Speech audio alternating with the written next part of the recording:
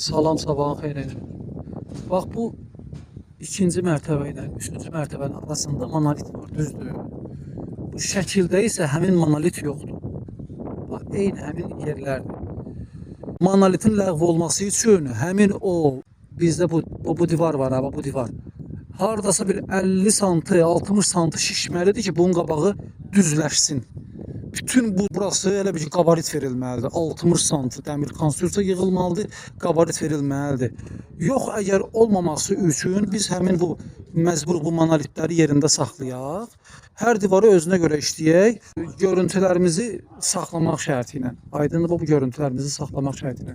Sadəcə olaraq bizim orada belə iti olan kantımız ki var, antrasit kant gedir ha burada.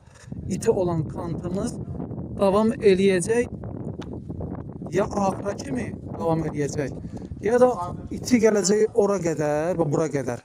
Buradan başlayacaq 4 gün formada getməyə. İsə burada o şeyi həll eləyək, çünki biz artıq bölgülərimizi aparmalıyıq. Divarların şişməsini müəyyənləşdirməliyik. Divarların şişməsi müəyyən edib bizim digər divarın bölgüsünün aparılmasına təsir göstərir, tavanlara, filanlara. Yəni bu belə bir problem var burada. Dizaynla yəni qaçılıb burada hardasa.